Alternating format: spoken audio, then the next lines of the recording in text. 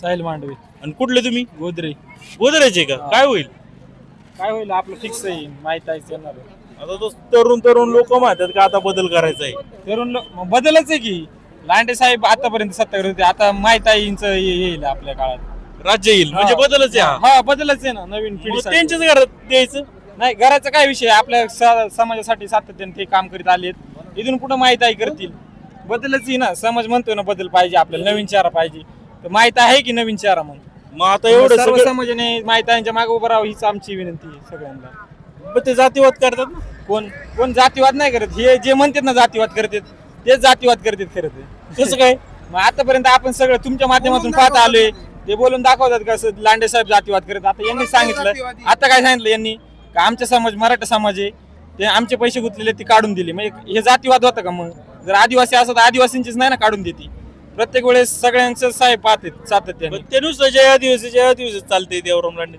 आता जे आदिवासी म्हणजे आदिवासी समाजाचा आता भाग कोणता आहे आपला? आदिवासी दुर्गम भाग आहे, त्याच्याकडे कोण लक्ष देत नाही. त्याच्यामुळे आदिवासी समाजाचा साहेब विचार करते सातत्याने.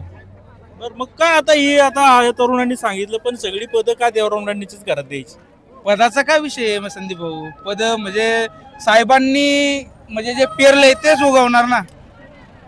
की लोक म्हणतात हा साहेब जातीवाद करतात, हे करतात ते करतात. मुळात जे बोलतात ना ते जातीवाद करतात. साहेबांच्या तोंडून कधी ऐकले का कोणत्या जातीविषयी मातीविषयी काही साहेब असं बोलताना कधी ऐकले का तुम्ही? नाही, मी तर नाही ऐकलं. आणि मग तुम्ही पत्रकार आहे, तुम्हाला तर माहित असेल ना. तुम्ही लोकांच्या बाईट घेता, हे करता, तुम्हाला तर माहित असेल ना साहेबांनी कधी जातीवाद केलाय. मुळात जे बोलतात ते जातीवाद करतात ना. म्हणजे साहेबांविषयी ही लोकांच्या मनात आहे ना, म्हणजे एक हे निर्माण केली जाते. देवराम लांडेंची सुनबाई पडली. देवराम लांडे जर समजा राजकारणातून संपले तर काय होईल? असा बदल काय फरक होईल? नाही, माईताई जरी पडल्या तरी लांडे साहेब जनतेसाठी काम करणार म्हणजे करणार. लांडे साहेब काम करणारच ना जनतेसाठी. की माईताई पडल्या, हे झाले ते झाले, तर राजकारण सोडून देता येत नाही ना. बस सुनीता बोराडेच्या सोबत आपण पाहिलं, तुम्ही पाहिलं असेल, मोठे पुढारी तो. देवराम लांडेंच्या सोबत ते पुढारी दिसत नाही. असू द्या ना, पुढाऱ्यांचा काही सर्वसामान्य जनता आहे ना. ही जनता न्याय देईल दादा. ही जनता 5 तारखेला ही जनता न्याय देईल. देवराम लांडे या पक्षात त्या पक्षात काय पक्षाचा विषय नाही.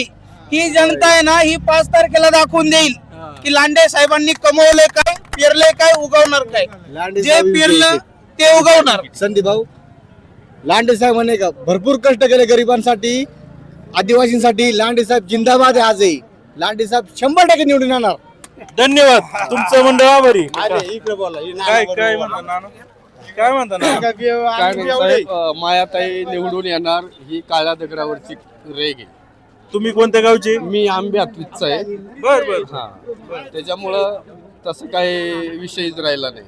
बर, देवराम लांडेनं चांगला प्रतिसाद आहे. प्रतिसाद म्हणजे अहो पहिल्यापासूनच देवरामला खरं सांगायचं पत्रकार साहेब, देवराम एकमेव आदिवाशांमध्ये बरं का, म्हणजे जातीवादाचा विषय नाही हा, परंतु आदिवाशांमध्ये जसं आपण सांगतो की तिकडं मारुती वायळ आहे, काळूदादा शेळकंदे आहेत, अमुक आहे, तमुक आहे, पण जास्तीत जास्त देव मानणारा माणूस देवराम लांडे आदिवाशांमध्ये. त्याचं कारण सांगतो. औफ्यामध्ये एक गाव आहे साखरमाच म्हणून. साखरमाचीला काही घरं पुनर्वसन केलं. आता मुरबाड तालुक्यात तिथं एका मित्राच्या घरी गेलो. तिथं एका साईडला आई वडिलांचे फोटो आणि दुसऱ्या साईडला देवराम लांडेचा फोटो देवाऱ्यात ठेवलेलं. मी म्हटलं बाबा हे लांडे साहेबांचा इथं फोटो नाही. म्हणला मी त्याला देव मानतो. मुरबाड तालुक्यात बरं का, मी जुन्नर तालुक्याचं सांगत नाही, मुरबाड तालुक्यातलं सांगतोय. तिथं रघुनाथ यंदे म्हणून माझा मित्र आहे, त्याच्या घरातली ही कहाणी सांगतोय मी. बाबा हे देवराम लांडेचा फोटो इथं ठेवलाच का लावला? तर देव मानतो. मी त्याला विचारलं बाबा देव कसं काय? त्यांनी मला सांगितलं की बाबा हा जो व्यक्ती आहे देवराम लांडे नावाचा, हा गरिबांच्या कामी उपयोगी. जर कोणी आजारी पडला तर पहिलं दवाखान्यात नेणारा एकमेव माणूस देवराम लांडे. कोणावर अत्याचार झाला तर सर्वात अगोदर धावणारा देवराम लांडे.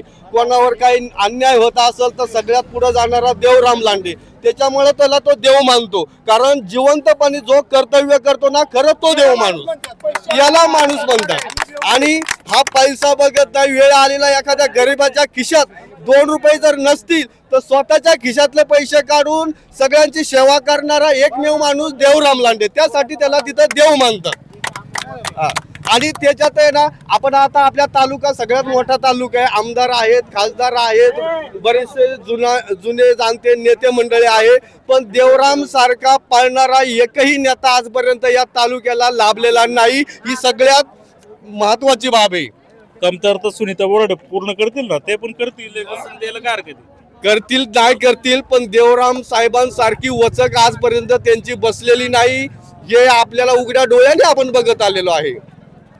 त्याच्यामुळं सुनीताताई करतील ना करतील तर त्यांचं त्यांना माहिती, परंतु देवरामचं प्रत्यक्ष आपण डोळ्यांनी कार्य पाहिलं, त्याच्यामुळं 100% ना 101% खात्री आहे का देवराम साहेब कुठल्याही प्रसंगाला त्या निवडून येत नाही येत पण धावून जाणारी व्यक्ती आहे. त्याच्यामुळे त्याचा आशीर्वाद नक्की त्यांच्या पाठीमागे आणि 100% माहीताई लांडे निवडून येणार, ही काळ्या दगडावरची पांढरी रेघ आहे.